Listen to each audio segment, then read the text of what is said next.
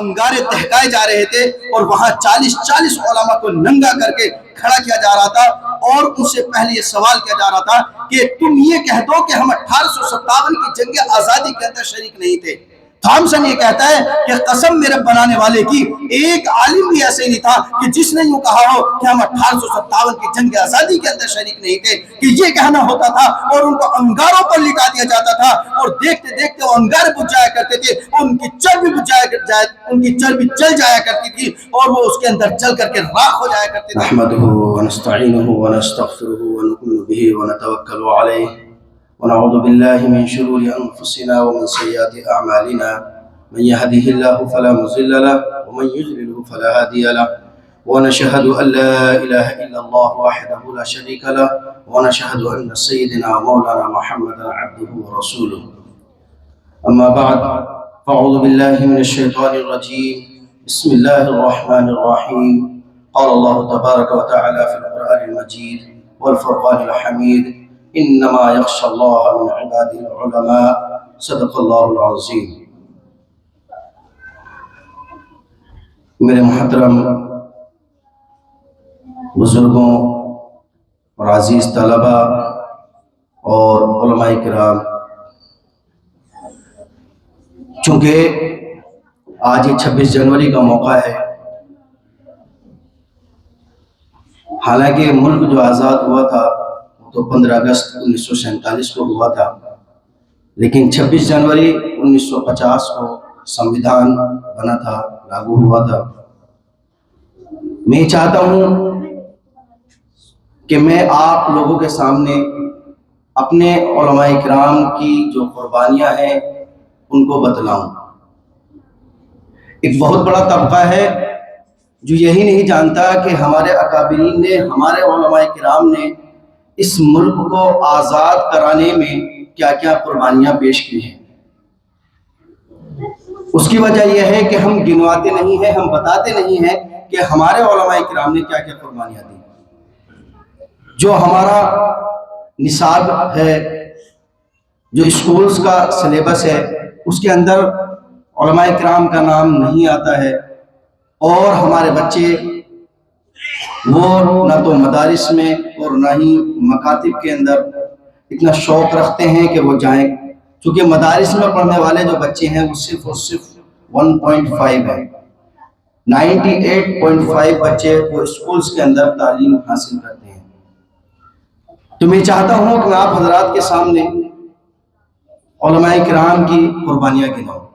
تقریباً 1608 عیسوی میں انگریز واسکو ڈی گاما ممبئی کے ساحل پر اترا، اور وہ جو دور تھا وہ جہانگیر بادشاہ کا دور تھا۔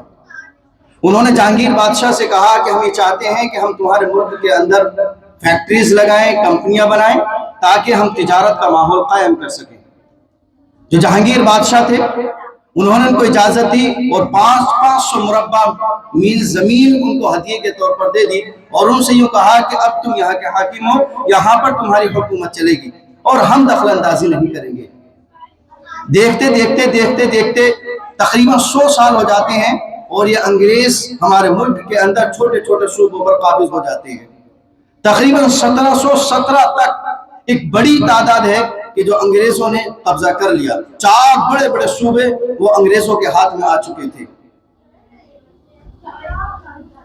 اسی تقریباً 1703 کے اندر حضرت شاہ ولی اللہ دہلوی رحمۃ اللہ علیہ پیدا ہوتے ہیں، اور 1717 تک انگریز 4 بڑے صوبوں پر قابض ہو چکا تھا۔ شاہ ولی اللہ دہلوی رحمۃ اللہ علیہ کے بارے میں بتلا دوں کہ وہ کون ہیں۔ ہندوستان کے اندر باضابطہ طور پر اگر کسی نے حدیث کا درس دینا شروع کیا ہے تو وہ حضرت شاہ ولی اللہ دہلوی رحمۃ اللہ علیہ ہیں۔ ہندوستان، پاکستان، بنگلہ دیش، یہاں کے جتنے بھی علماء ہیں، جب تک حضرت شاہ ولی اللہ دہلوی رحمۃ اللہ علیہ سے ان کی سند نہیں ملے گی تب تک ان کی سند نامکمل ہے۔ حضرت شاہ ولی اللہ دہلوی رحمۃ اللہ علیہ انہوں نے دیکھا کہ ہماری قوم انگریزوں کی غلام بنتی جا رہی ہے، اور انگریزوں نے ہماری قوم کو غلامیت کی زنجیروں کے اندر جکڑ لیا ہے۔ حضرت شاہ ولی اللہ دہلوی رحمۃ اللہ علیہ نے انگریزوں کے خلاف لوگوں کو پیغام پہنچانا شروع کر دیا۔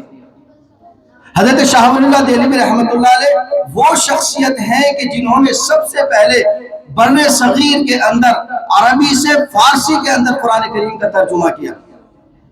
ان کے 4 بیٹے ہیں، ایک شاہ عبدالعزیز ہیں، شاہ رفیع الدین ہیں، شاہ عبدالقادر ہیں اور ایک شاہ عبدالغنی ہیں۔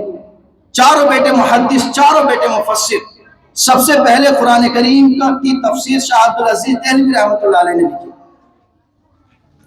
اور قرآن کریم کی تفسیر جو فارسی میں تھی پھر اس کو شاہ رفیع الدین اور شاہ عبدالقادر رحمۃ اللہ علیہ نے اس کا جو ترجمہ کیا اور جو تفسیر کی ہے اردو کے اندر، ہندوستان میں ان سے پہلے کسی نے نہیں کی۔ یہ چاروں کے چاروں بیٹے محدث۔ بات ذرا غور سے سننے کی ہے، میں ہندوستان کی تاریخ علماء کے سلسلے میں سنانے جا رہا ہوں آپ لوگوں کو، متوجہ سے۔ شاہ عبدالعزیز دہلوی رحمۃ اللہ علیہ 1946 کے اندر تقریباً پیدا ہوتے ہیں، اور انہوں نے جب قوم کو دیکھا تو انہوں نے 1772 کے اندر سب سے پہلے انگریز کے خلاف جہاد کا فتویٰ دیا۔ اس کا فتویٰ دیا سب سے پہلے 1772 میں حضرت شاہ عبدالعزیز دہلوی رحمۃ اللہ علیہ نے انگریز کے خلاف فتویٰ دیا۔ اسی فتوے کی بنیاد تھی کہ جو سراج الدولہ نے انگریز کے خلاف لڑنے کا بیڑا اٹھایا، لیکن ہمارے اندر جو میر جعفر جیسے لوگ تھے انہوں نے غداریاں کی، جس کے نتیجے میں جو نواب تھے سراج الدولہ وہ شہید ہو جاتے ہیں، اور پوری کی پوری جو ان کی سلطنت ہوتی ہے وہ ختم ہو جاتی ہے۔ یہ شاہ عبدالعزیز دہلوی رحمۃ اللہ علیہ کا ہی فتویٰ تھا کہ 1792 میں حیدر علی کے بیٹے ٹیپو سلطان، جن کا اصل نام تھا فتح علی سلطان ٹیپو، لیکن انگریزوں نے ان کا نام کتوں کے نام پر رکھا تھا، کہ 1792 سے لے کر کے 1799 تک انہوں نے 3 لڑائیاں لڑی، جس میں انہوں نے انگریزوں کو ہرا دیا۔ سلطان ٹیپو کوئی معمولی آدمی نہیں تھا، وہ اللہ والا آدمی تھا۔ آج ہماری کتابوں کے اندر ان کی داڑھی نہیں دکھائی جاتی، لیکن جب انہوں نے میسور کی جامع مسجد بنائی تو انہوں نے یوں کہا کہ میں یہ چاہتا ہوں کہ اس کے اندر سب سے پہلے وہ شخص نماز پڑھائے کہ جو صاحب ترتیب ہو۔ صاحب ترتیب اس کو کہتے ہیں کہ 5 وقت کی نماز جس کی ایک ساتھ کبھی قضا نہ ہوئی ہو۔ علماء بیٹھے ہوئے، کوئی آگے بڑھنے کے لیے تیار نہیں ہے۔ سلطان ٹیپو آگے بڑھتے ہیں اور یوں کہتے ہیں کہ قسم خدا کی جس سے میں بالغ ہوا ہوں، آج تک میری 5 نمازیں ایک ساتھ کبھی قضا نہیں ہوئی ہیں۔ میں یہ پردہ فاش نہیں کرنا چاہتا تھا، لیکن مجھے نہیں پتا تھا کہ اس مجمع کے اندر کوئی صاحب ترتیب نہیں ہے۔ آج تو ہمیں یہ بھی نہیں پتا ہوتا کہ ہماری نمازیں کتنی قضا ہو چکی ہیں، کتنی سالوں کی نمازیں ہماری قضا ہو چکی ہیں۔ بہرحال میر صادق ایک ان کا جو جنرل ہوتا ہے وہ انگریزوں نے خرید لیا، اور اس کے خریدنے کی بنیاد پر سلطان ٹیپو بھی شہید ہو جاتے ہیں۔ بہرحال یہ سلسلہ چلتا رہتا ہے، علماء لڑتے رہتے ہیں۔ 1827 سے لے کر کے 1831 تک راجہ نرجیت سنگھ سے علماء کرام، جس میں سید احمد شہید، شاہ اسماعیل شہید رحمۃ اللہ علیہ بھی شہید ہو جاتے ہیں بالاکوٹ کی پہاڑیوں پر۔ ان میں سے چند علماء بچتے ہیں، مولانا ولایت علی، مولانا مملوک علی، ان جیسے لوگ بچتے ہیں، مولانا قاسم نانوتوی رحمۃ اللہ علیہ جیسے لوگ۔ اور یہ 1861 کے اندر ایک مشورہ کرتے ہیں، بلکہ 1857 کی جنگ آزادی ہے، اس سے پہلے 1856 میں ایک مشورہ کرتے ہیں، اور وہ یہ کہتے ہیں کہ اب یا تو ہم اپنی گردنوں کو کٹا کر کے رہیں گے یا ملک کو آزاد کرا کر کے رہیں گے۔ یہی وہ ایک میٹنگ ہوتی ہے، اور اس میٹنگ کے اندر مولانا قاسم نانوتوی رحمۃ اللہ علیہ کھڑے ہوتے ہیں، اور وہ یہ کہتے ہیں کہ ہم کو لڑنا ہے اور اس ملک کو آزاد کرانا ہے۔ لوگ یہ کہتے ہیں کہ میاں تم پاگل تو نہیں ہو گئے ہو، ہماری تھوڑی سی تعداد اس ملک کو کیسے آزاد کرائے گی؟ تو اس وقت میں مولانا قاسم نانوتوی رحمۃ اللہ علیہ نے ایک تاریخ جملہ ارشاد فرمایا تھا۔ انہوں نے کہا کہ ہماری تعداد جنگ بدر کے لوگوں سے بھی کم ہے، ان کی تعداد تو کل 313 تھی، آج ہماری تو بہت بڑی تعداد ہے۔ یہ سننا تھا کہ سارے کے سارے علماء مولانا قاسم نانوتوی رحمۃ اللہ علیہ کے ہاتھ پر کہہ دیتے ہیں کہ لبیک، ہم تیار ہیں، آپ آگے بڑھو۔ اور وہی ایک محاذ بنتا ہے 1857 کا، کہ ایک موڑ پر، ایک محاذ پر مولانا رشید احمد گنگوہی رحمۃ اللہ علیہ ہوتے ہیں، حضرت جعفر تھانیسری رحمۃ اللہ علیہ ہوتے ہیں، اور ادھر حاجی امداد اللہ مہاجر مکی رحمۃ اللہ علیہ ہوتے ہیں۔ لیکن چند لوگوں کی غداریوں کی بنیاد پر یہ مشن فیل ہو جاتا ہے۔ ہے, لیکن یہ سب سے پہلا یہ ایک جنگ آزادی کا ایک سب سے پہلا وہ تھا کہ جس کے اندر ہندو مسلم آپس میں مل کر کے لڑے تھے. حالانکہ 1857 کی جو جنگ آزادی تھی وہ فیل ہو گئی, لیکن اس سے لوگوں کے اندر جو جذبات ہو رہے تھے وہی ایک جذبات تھے جنہوں نے 1947 میں ملک کو آزاد کرایا تھا. میرے محترم بزرگ اور دوستو, جب 1857 کی جنگ آزادی فیل ہو گئی اور وائسرائے لندن خط لکھتا ہے کہ یہ بتاؤ کہ ہندوستان کے اندر کون سی ایسی چیز ہے جو تم کو حکمرانی کرنے سے روک رہی ہے, تو اس وقت میں ڈاکٹر ولیم ایک سیاستداں تھا جو ہندوستان کے اندر, وہ یہ لکھتا ہے کہ یہاں سب سے زیادہ سرگرم ہے جنگ آزادی کے لیے, اور ہماری حکومت کے اندر جو ہماری حکومت کے جو آڑے آ رہے ہیں وہ مسلمان ہیں. کہ کیا وجہ ہے؟ کہ وجہ یہ ہے کہ ان کے دلوں کے اندر ایک تو جذبہ جہاد موجود ہے اور دوسرا قرآن موجود ہے. جب تک یہ دو چیزیں ختم نہیں کی جائیں گی تب تک ہم ہندوستان پر قبضہ نہیں کر سکتے. آپ یقین مانیے کہ اسی سال 1861 یا 1862 کے اندر تقریباً 3 لاکھ قرآن کریم کے نسخے جلائے گئے. کتنے؟ 3 لاکھ قرآن کریم کے نسخے جلائے گئے, اور 1864 سے لے کر کے 1867 تک 14,000 علماء کرام کو پھانسی کے تختے پر چڑھایا گیا. خود تھامسن لکھتا ہے اپنی کتاب کے اندر کہ میں دہلی کے اندر اپنے خیمے میں تھا تو مجھے مردار کے جلنے کی بو آئی. میں جب اپنے خیمے کے پیچھے گیا تو انگارے تہکائے جا رہے تھے اور وہاں 40 علماء کو ننگا کر کے کھڑا کیا جا رہا تھا, اور ان سے پہلے یہ سوال کیا جا رہا تھا کہ تم یہ کہہ دو کہ ہم 1857 کی جنگ آزادی کے اندر شریک نہیں تھے. تھامسن یہ کہتا ہے کہ قسم میرے بنانے والے کی, ایک عالم بھی ایسے نہیں تھا کہ جس نے یوں کہا ہو کہ ہم 1857 کی جنگ آزادی کے اندر شریک نہیں تھے. کہ یہ کہنا ہوتا تھا اور ان کو انگاروں پر لٹا دیا جاتا تھا, اور دیکھتے دیکھتے وہ انگارے بجھ جایا کرتے تھے, ان کی چربی جل جایا کرتی تھی, اور وہ اس کے اندر جل کر کے راکھ ہو جایا کرتے تھے. لیکن ایک عالم بھی ایسا نہیں تھا کہ جس نے یوں کہا ہو کہ ہم 1857 کی جنگ آزادی کے اندر شریک نہیں تھے. کہتے کہ پھر اور 40 علماء کو لایا جاتا اور ان سے کہا جاتا کہ دیکھو تمہارے سامنے یہ چلا کر کے راکھ کر دیے گئے ہیں, اگر تم اپنی خیر چاہتے ہو تو کہہ دو کہ ہم 1857 کی جنگ آزادی کے اندر شریک نہیں تھے. لیکن ایک بھی عالم ایسا نہیں تھا کہ جس نے یوں کہا ہو کہ ہم 1857 کی جنگ آزادی میں شریک نہیں تھے. تھامسن خود لکھتا ہے اپنی کتاب کے اندر کہ چاندنی چوک سے لے کر کے خیبر تک کوئی بڑا درخت ایسا نہیں تھا کہ جس پر علماء کی لاشیں نہ ٹنگ رہی ہوں, علماء کی گردنیں نہ ٹنگ رہی ہوں. وہ آگے یہ لکھتا ہے کہ اونٹ ہاتھی کے اوپر عالم دین کو بٹھایا جاتا, پیڑ سے اس کو لٹکایا جاتا, پیڑ میں باندھ دیا جاتا اور نیچے سے ہاتھی کو گزار دیا جاتا, اور اسی طریقے سے اس کا انتقال ہو جاتا. 80 علماء کو بوریے کے اندر بھرا جاتا اور ان کو دریا کے اندر ڈالا جاتا, پھر ان کو گولیوں کی بوچھار کی جاتی, سوروں کی کھالوں میں ان کو بھرا جاتا اور ان کو گولیوں کا نشانہ بنایا جاتا. لیکن کوئی عالم دین ایسا نہیں تھا جو یہ کہہ دے کہ ہم جنگ آزادی کے اندر شریک نہیں تھے. ایک انگریز تو یہاں تک لکھتا ہے کہ ایک افسر ہے, وہ ایک عالم دین, میرا نام ذہن سے نکل رہا ہے ان کا, احمد صاحب مدراسی تھے غالباً, وہ ان کو لایا جاتا ہے افسر کے پاس میں. افسر ان سے کہتا ہے کہ استاد جی, وہ کھڑا ہو جاتا ہے کہ میں نے آپ سے عربی پڑھی ہے اور میں مجبور ہوں, صاحب لوگوں کا فیصلہ ہے کہ آپ کے ساتھ میں سلوک کیا جائے, بس آپ یہ کہہ دو کہ آپ 1857 کی جنگ آزادی میں شریک نہیں تھے. تو وہی کہتے ہیں کہ انگریز, کیا تیرے کہنے پر میں یہ کہہ دوں میں بلال کا وارث ہوں, میری کھال چل تو سکتی ہے لیکن تیرے سامنے جھک نہیں سکتی. مولانا جعفر تھانیسی رحمۃ اللہ علیہ اپنی رودات سناتے ہیں. کیا رودات سناتے ہیں؟ مولانا جعفر تھانیسی رحمۃ اللہ علیہ بتاتے ہیں کہ ہم کو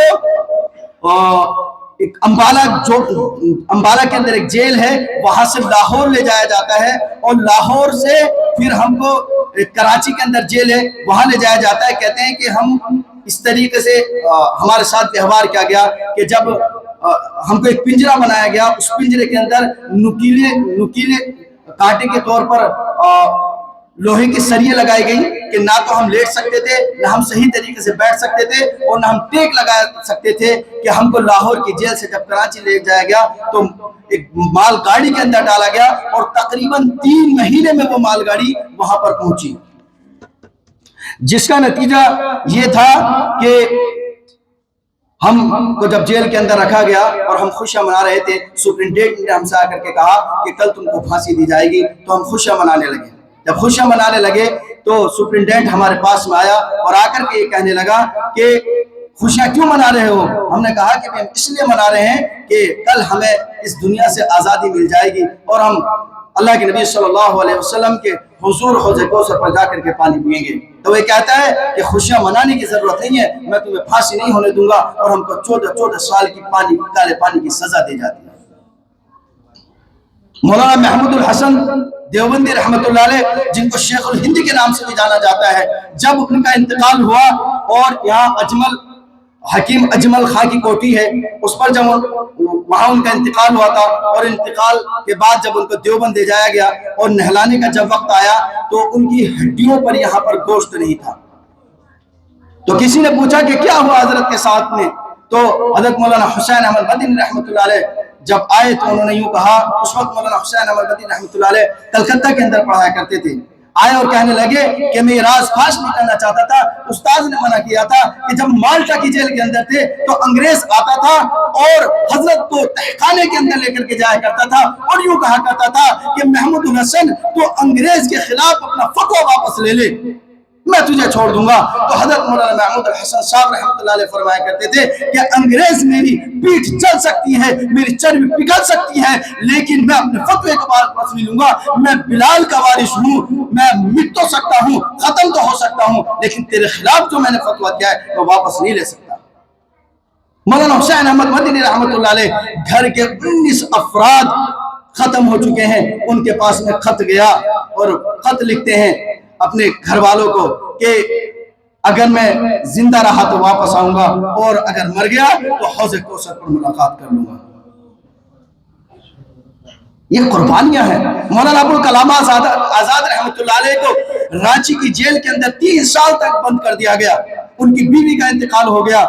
انگریز آیا کہ تم کو 3 دن کی چھٹی دی جاتی ہے تاکہ تم اپنی بیوی کا جو انتقال ہوا ہے اس کے اوپر سوگ منا سکو، تو انگریز کی پیٹھ پر یہ لکھ دیتے ہیں کہ انگریز مجھے تیری چھٹی کی ضرورت نہیں ہے، میں اپنی بیوی سے کل حوض کوثر پر ملاقات کر لوں گا۔ کسی نے 10,000 روپے ان کو بھیجے کہ تم نے انگریز کا بڑا اچھا جواب دیا، تو لکھا اس کو کہ تم میرے قلم کو خریدنا چاہتا ہے؟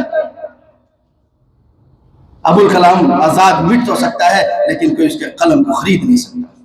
ہمارے اکابرین کی قربانیاں ہیں، ہمارے علماء کرام کی قربانیاں ہیں، یہ قربانیوں کا نتیجہ تھا جو آج ہم اس ملک کے اندر بیٹھے ہوئے ہیں۔ لیکن افسوس، گلستان کو جب بھی خون کی ضرورت پڑی سب سے پہلے ہی گردن ہماری کٹی۔ ہم سے کہتے ہیں اہل چمن، یہ چمن ہے ہمارا تمہارا نہیں۔ آج جو ظلم و ستم کے پہاڑ ہمارے ملک میں ہمارے اوپر ڈھائے جا رہے ہیں، اگر ہماری قربانیاں نہ ہوتی تو کیا یہ ملک آزاد ہوتا؟ ہرگز نہیں ہوتا۔ یہ گنگا جمنی تہذیب کی بنیاد تھی جس نے اس ملک کو آزاد کرایا، لیکن افسوس کی بات ہے کہ جس ملک کو ہمارے اکابرین نے، ہمارے بزرگوں نے اپنے خون سے سینچا، اپنی زندگیوں کو قربان کر کے سینچا، آج وہی ملک اسی ملک کے کچھ باشندے ہمیں ختم کرنے کی کوششیں کر رہے ہیں۔ اللہ اس ملک کی بھی حفاظت فرمائے، ہم مسلمانوں کی بھی حفاظت فرمائے، آپس میں اتحاد اتفاق قائم فرمائے، یہ وہی ملک بنا دے جس طریقے سے ہم پہلے گنگا جمنی تہذیب کی بنیاد پر رہا کرتے تھے۔ اللہ تبارک و تعالیٰ پھر ہم آپس میں ہمارے دلوں کے اندر محبت قائم فرما دے، اس ملک کو پھر چمن بنا دے۔ اللہ ہم سب کو عمل کی توفیق عطا فرما دے۔ وآخر دعوانا الحمدللہ رب العالمین۔